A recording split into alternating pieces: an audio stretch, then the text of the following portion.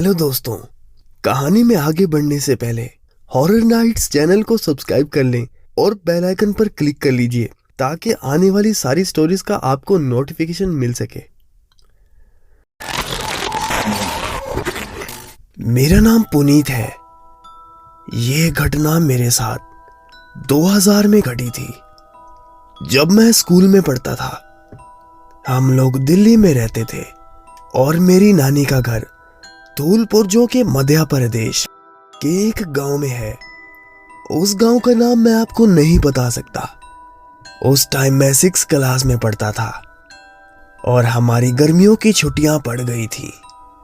मैं अपनी मम्मी के साथ नानी के गांव के लिए निकल गया। मेरी नानी के साथ मेरी बहुत बनती थी। जब मैं उनके घर जाता, वो मुझे अच्छी अच्छी कहानियां सुनाती थी। इस बार जब हम उनके गांव में गए तो हमने देखा कि गांव के कई घर खाली हो गए थे। और जब हम उनके घर गए तो हमारे नाना जी मम्मी पर काफी गुस्सा हुए। नाना जी ने मम्मी को गुस्से में कहा, मैंने तुझे कितनी बार फोन पर बोला है, छोटों को लेकर यहाँ मत आओ, हम खुद तुम्हारे पास आ जाएंगे। क्या तुझे समझ नहीं आती? इस पर मम्मी ने बोला, पापा आपको क्या हुआ एकदम से? आप मुझे अपने घर पर आने से मना कर रहे हो। इस पर नाना जी ने कहा, बेटी, मैं तेरे से जितना प्यार करता हूँ उतना प्यार छोटों से भी करता हूँ। बेटी, यहाँ पर पिछले 1 साल से चुड़ैल घूम रही है, जो कि बच्चों को उठा रही है। गांव के 20 बच्चों की लाशें हमें गांव के बाहर पीपल के पेड़ पर मिली थी। इसलिए गांव का हर घर जहाँ छोटे बच्चे थे, सभी शहर की तरफ चले गए हैं। नाना जी ने हमें साफ साफ 2 दिन बाद वहां से जाने के लिए बोल दिया और कहा कि बेटी हम वहां आ जाएंगे।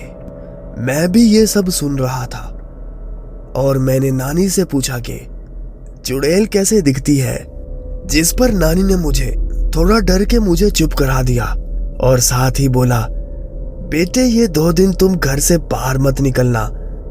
ये सब बात होने के बाद हम रात को सो गए। मैं खिड़की के पास सो रहा था।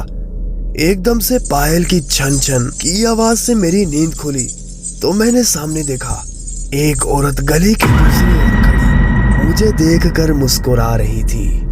उसने डरावनी आवाज में बोला, पुनीत मेरे पास आओ, देखो मेरे पास कितने खिलौने हैं। उसके मुंह से अपना नाम सुनकर मैं डर गया कि उसको मेरा नाम कैसे पता। एकदम से मेरी आंख खुल गई तो देखा कि सुबह हो चुकी थी और मैं एक सपना देख रहा था। अगले दिन मैं मम्मी और नाना जी के साथ खेतों में चला गया। वहां से आते हुए हम राशन की दुकान से सामान लेने लगे। तभी एकदम से मेरे कानों में आवाज आई, जिसे सुनकर मेरे हाथ पांव कांपने लगे।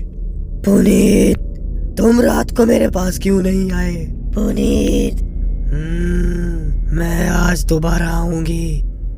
मैंने पीछे देखा तो वही औरत दूसरी ओर खड़ी होकर मुझे देख रही थी। मैं डर के मारे जोर से चिल्लाने लगा। एकदम से मम्मी और नानू ने उसी ओर देखा तो वहां कोई नहीं था।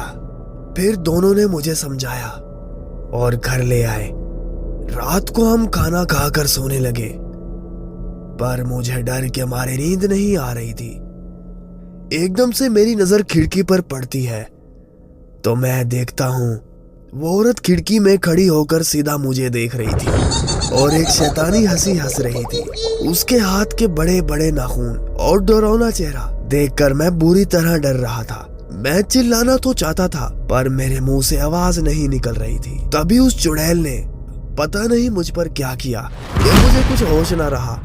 मैं खुद ही बेड से उठा और मेन गेट पर जाने लगा। मेन गेट खोलकर मैं उस चुड़ैल के पास खुद जा रहा था। मुझे बस एक आवाज सुनाई दे रही थी, पुनीत आओ मेरे पास, जल्दी मेरे पास आ जाओ।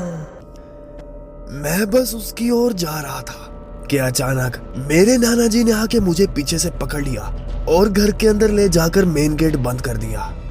ये देखकर वो चुड़ैल और गुस्सा हो गई और जोर जोर से दरवाजा खटखटाने लगी और कहती, इसको मुझसे कोई नहीं बचा सकता, तुम सब मरोगे, मैं तुम सबको मार डालूंगी। अब हम सब डरे हुए थे। मेरे नाना जी ने अपनी बंदूक निकाली और खिड़की से उस चुड़ैल पर चला दी, पर उससे उस चुड़ैल को कोई फर्क नहीं पड़ा।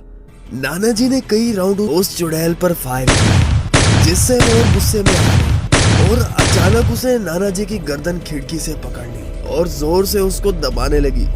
गोलियों की आवाज सुनकर सारे गांव वाले इकट्ठे हो गए। कुछ लोगों ने मशाले हाथ में ले रखी थी और उस चुड़ैल की तरफ फेंकने लगे, जिससे कि वो डर के मारे एक पेड़ पर चढ़ गई। हम लोग भी घर से बाहर निकल आए और उस चुड़ैल को पेड़ पर चढ़ता देखकर लोगों ने उस पेड़ को ही आग लगा दी, जिससे कि वो चुड़ैल उस पेड़ से छलांग लगाकर गांव से बाहर भाग गई। अगले दिन मेरे नाना जी ने मुझे और मम्मी को पहली ट्रेन से घर वापस भेज दिया।